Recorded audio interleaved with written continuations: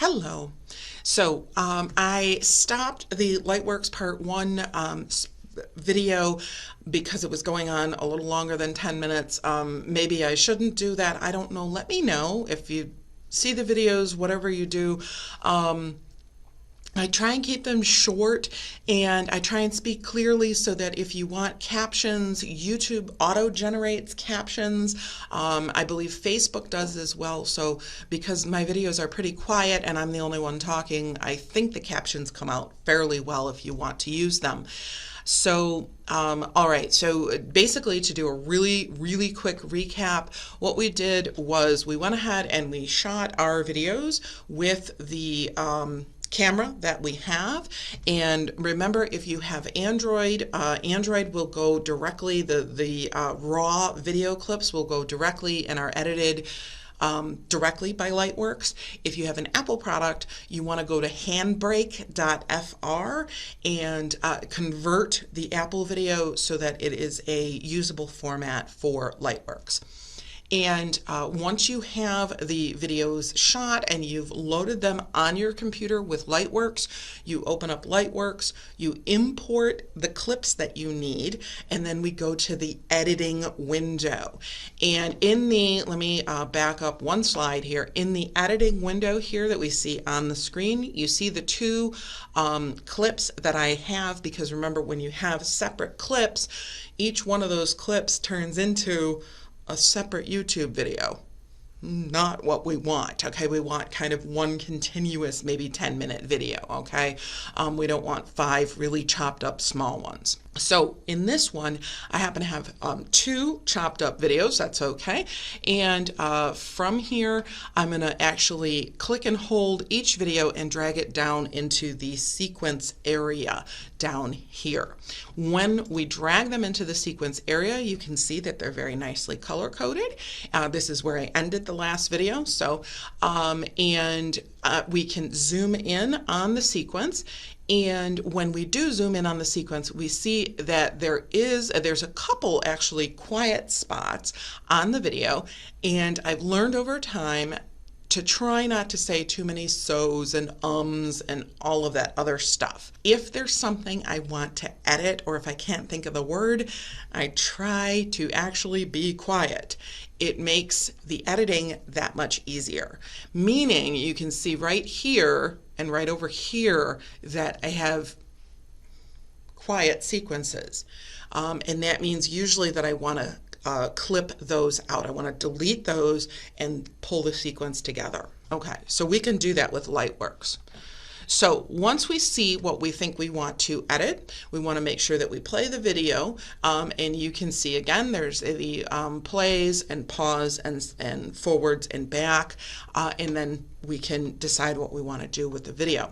I let the video play until the red line, and the red line is the little line that'll go across the sequence so you can know where you're at. We let the video play until the red line is at the end of what I want to cut. Notice the blue line is the in line. Now actually let me back up one second because I think I skipped something down here. Once I zoomed in, here we go. So once I zoomed in, I let the video play until the start of that quieter sequence. So it played along, boom, and I paused the video there. So the red line moved. All right. And I found a small stop that I want to edit out. And what I'm going to do is when that red line, when it plays along and we pause the video there, I'm going to actually add an in mark right at that point. And I do that by simply pausing the video and then clicking the add an in mark, right? Once I do that, I will let the video play until the red line, so here I have this little blue in mark. I let the video play until the red line is at the end of what I want to cut. Notice the blue line is the in line, and now we need an out mark. Okay, and we can see that in the top screenshot. And once you have the section marked off with the in and the out mark, both of those right here in the bottom, both of those actually turn blue. Okay, so you have the in mark and the out mark. And then very easily. It seems, pretty self-explanatory when you're looking at it. You would then simply, once you have your in and out mark, you go right up and delete the mark section, that is to close the gap. And it works. That's how things go. Again, this is all free, okay, so that's nice. Once you make a deletion or a cut, Lightworks separates the single track into two, and you can see the little white brackets here on the screen. Whenever you put a mouse over a cut, there will be two white brackets that you can see. I always back up and I replay over the cut that I've made to see exactly what I did. And if I don't like it, what I do is I immediately undo the cut. I can either use the little swirly arrows to undo, or in Lightworks you can actually use the little tilde key to undo an immediate prior action. Okay, so, and I try and do that. I don't know if Lightworks actually keeps like a list of things that you can undo. I just do one thing at a time. I'm a little slow, so that's okay. All right, so now this is important here, and what I'm going to do is I'm going to kind of move over. I'm going to read my screen over here. This is important because there's nothing in the menu in Lightworks that tells you how to actually produce the video for YouTube as an MP4. That's the format that we need. I searched around and quickly discovered that Lightworks, being a great open source video software, doesn't have a lot of notes in it. They have tons and tons of videos that you can watch online. And I found a video, and I think it was about 30 minutes, and it was like the last 30 seconds that I needed. And it said to right click on the timeline that is here where the audio track is located. And then the guy said you would see the word export command in the submenu. And of course, when I right clicked, it wasn't there.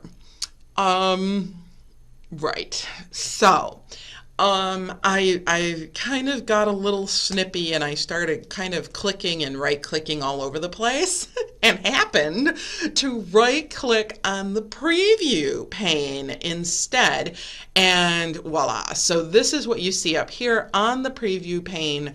When I right clicked on the preview pane, I got this little sub menu, and the big word here is export. Okay, and what we're going to do is we're going to export right here to a local file that's free, as it says MP4 file. So I'm going to just regular click on that. And when I do that, I get another window that pops up for sequence number 1, and I let it go to sequence number 1 each time, renaming the files in the document folder after I was done. If not, it will continue to actually number the sequence. You'll get like sequence number 1.1, 1.2, 1.3, so that you don't ever actually lose kind of your raw work that's there. Once you're satisfied with the export window, you click the little start button that's there, and then you get your little rendering window, and you can see here it's got the little kind of inchworm timeline thing, and you can see the project actually render or produce. And this, when it renders, this is what is the video that is then ready for YouTube. Just to make sure, one of the things that we want to do is make sure then that once it's rendered or produced, you want to make sure that you see it in whatever folder that it was supposed to be in. And for me, it loads into the documents folder. It's the easiest place for it. That's fine. And you can see here that I've got sequence 1 and then 1 in parentheses and another sequence 1, and they're MP4 files. If you have the details on the view in your file explorer, you'll see that the MP4 files are huge files. That's normal for videos, and that's what you want to end up doing.